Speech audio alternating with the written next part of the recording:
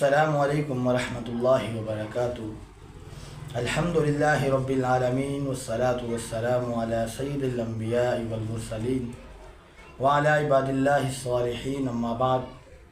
جنت میں کون شخص داخل نہیں ہوگا؟ نبی علیہ الصلوۃ والسلام نے فرمایا کہ 3 قسم کے لوگ جنت میں داخل نہیں ہوں گے۔ پہلا وہ شخص جو بوڑھا زانی ہو، دوسرا وہ شخص جو جھوٹا حکمران ہو، تیسرا وہ شخص جو مغرور غریب ہو۔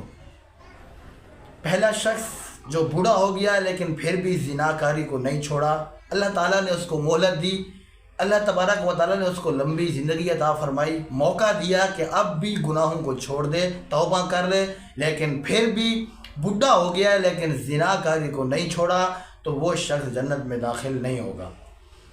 دوسرا وہ شخص جو جھوٹا ہے، حکمران ہونے کے باوجود جھوٹ بہت بولتا ہے، جھوٹا حکمران بھی جنت میں داخل نہیں ہوگا۔ تیسرا وہ شخص جو مغرور ہے اور غریب ہے، اللہ تعالیٰ نے اس کو غریب پیدا فرمایا، یا غریب ہے وہ غریب بنا، غریب ہونے کے باوجود بھی وہ غرور کرتا ہے، تکبر کرتا ہے، فخر کرتا ہے، اپنے اندر، اپنے دل میں، اپنے جسم میں، اپنے بدن میں انا پیدا کرتا ہے، تو وہ شخص بھی جنت میں داخل نہیں ہوگا۔